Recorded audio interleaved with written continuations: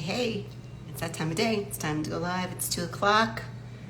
I'm Terry Kellums. I go live each day at 2 o'clock Arizona time, Monday through Friday. Let's see if we can get some people to join me before I start talking about my topic today. Also going to go on through my other account so I can see questions. See if that works. I use I put my font size pretty large on my phone, as a lot of midlife women can relate. We have to drag these things around with us everywhere. On your phone, you can scale the size up, but then it scrunches all the comments down at the bottom, so I can't see them. I put off my hair appointment, and I'm kind of regretting it. Okay, we'll see if anybody's gonna join today. This is not real coffee, this is the fake stuff. Just as a quick question before we see if anybody's gonna hop on here. Has anyone tried that moon brew that's all over Instagram right now? It's supposed to help you sleep. It's supposed to have like 2 types of magnesium and what was the other thing in there? There's no melatonin, but I don't know, it says it tastes like rich chocolate, and I just am not someone who likes to drink sweet drinks, so I'm not really sure I want to drink hot chocolate every night before bed. The only other flavor they have is rose. I love roses. I don't know if I want to drink one. Okay, so here is my topic for today. I'm just going to jump right in there. Hey there, thanks for joining. I want to share with you today what the most successful digital marketers have in common. So hang with me because we're going to jump into that. But I have a few other things I want to talk to you about first along the way. It's a journey. I'm taking you on a journey today. Oh man, I live in southern Arizona and it looks like it's going to pour. Like we're going to have a very healthy monsoon season this year. We've had lots of rain. It's been nice. Hey. Okay. Time of day. Can you hear me? I'm on. And I'm trying to mute my other. Like we're going to have a very healthy. Let's turn it down real quick. There we go. I'm trying to get to 50 subscribers on YouTube so that I can start going live on YouTube. It looks like I saw them talking today, the creator or the big guy, what's his name, Adam Mosey or something, on Instagram, saying that long form videos are not going to happen, and like everyone's saying YouTube is the place. YouTube is the place you want to go for longer form videos, and it just made me wonder, are they going to phase out live videos? So join me over there at Terry Kellums. I'm going to put the link in my stories today for anybody who wants to come over there and join me. I need 50 subscribers to be able to go live on Instagram or on Facebook or YouTube. You need 1,000 on TikTok to go live, and I'm a long way from 1,000. Seems like getting 50 on YouTube might be a lot more reasonable. Okay, so I'm gonna start out today just by telling you just a little bit how I got started in digital marketing. I'm not gonna make it a long story, short and sweet. But I left my corporate job and became a certified life coach, speaker, trainer through the John Maxwell Group back in 2018. My corporate job was being restructured and the culture was starting to change and the leadership was starting to change. And so I just decided to take my severance package and go in a different direction. So I got the certifications for the coaching, training, speaking, like I said, through the John Maxwell Group. And it was very focused towards, business. So I did a little consulting with my training, and found out that business owners don't really like to be, I wasn't telling them what to do per se, but I was helping them see where they could improve, and that doesn't always go well. So I didn't really want to like continue to beat my head against a wall trying to help, these, and it was more about getting employee buy-in and creating processes in the workplace. It was that kind of thing. It wasn't necessarily like business strategy, but it was more like, that was one of my strengths in my corporate job was, building teams, building team engagement, bringing people together, how can we work together, kind of thing. Anyway, so I at some point along the way decided, well, I really want to help women. My mom really struggled in midlife. I really want to help women find their purpose, feel fulfilled in midlife. And so I decided to start a podcast so that I could start pouring into the midlife woman and providing resources and such. And I had some amazing guests on there over 3 years. The problem was it was really hard to grow your audience when you're in a podcast. You're competing in such a big space. The only way to really get your podcast up off the ground was basically to go on other podcasts. In fact, if you think about it, if you're a podcast listener, drop me a yes in the comments below. If you're a podcast listener, I'm wondering how you found the podcasts that you like to listen to, because oftentimes we find them from other podcasts. But I didn't really feel like that was the direction I wanted to go in. I didn't want to be interviewed necessarily. I wanted to interview and bring the people, to help my audience of midlife women. Those were the women I was coaching. Those were the women I wanted to help. So I wanted to stay very focused on that. And after 3 years and a lot of trying to learn how to market my podcast, eventually, after all the free webinars and just the little courses I took and following the experts and all of that, sorry, I'm getting messages. I thought, I don't know how to do this. I don't know how to market my podcast. So I eventually ended the podcast. It became just more of an expensive hobby. It felt like everywhere I turned, there was some expense. Hi there, thanks for joining today. Everywhere I turned, there was some expense, and it was starting to feel like a really expensive hobby that wasn't feeling as fulfilling as it had in the past. So along about that time, I saw a woman that I had known for a couple of years and had been following on social media for a couple of years. She was talking about digital marketing, and she was talking about, and she was in an MLM at the time. She was talking about how she was going to create multiple streams of income and how she was going to, build an email list and sales leads. And I was intrigued. But then, like what happens to most people is you start to question yourself. And that's kind of where I'm headed today, is for those people who are questioning themselves. Because one of the things I questioned myself about was, well, you know what? I'm not a typical woman who just has a ton of fancy, cute clothes. I'm not much of a clothes person. I don't have a lot of nice clothes to show up on camera every day. That was one excuse. And then I said, well, I don't want to have to, do my hair and makeup every day. I enjoy, just more au naturel. Don't want to have to look good for the camera every day. It was funny. Hi there. Thanks for joining. It was funny when I was doing the podcast. If I were getting dressed up for dinner to go out with my husband, or any kind of outing where I was gonna, do my hair and makeup and, wear a nice outfit, I always did some selfies to, help promote my podcast, because I knew I probably wasn't gonna do that again for a while. So I have this whole bank of selfies I would use to promote that week's podcast. But anyway, so my next excuse was, well, we just live in this little rental house, and I see all these beautiful homes all over the internet when people are doing their videos. And this house is just a simple house. I don't feel like it's fancy enough or nice enough to do videos in.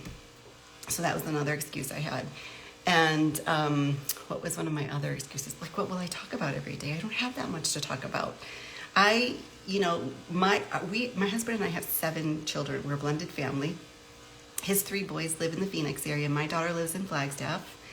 And then my other 3 daughters and my grandson and their significant others live in Kansas City. So our family doesn't live close to us. We don't know a lot of people. We've only lived down here for 2.5 years. We don't know a lot of people down here. So I've spent a lot of time alone. And I don't know, what your story is if you spend a lot of time alone, but I feel like the more time I spend alone, the quieter I get. Hi there, Lisa. So I thought, I don't have a lot to talk about. What would I talk about? What would I make content about? So this is what I want to tell you today. This is my message for you today.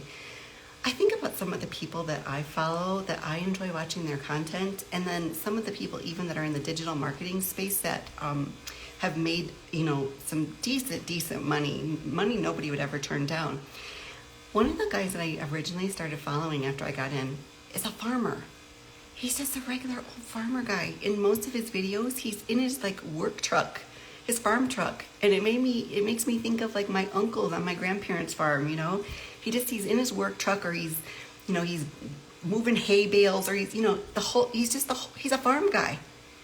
Who's going to be interested in him is people who can relate to that, like me.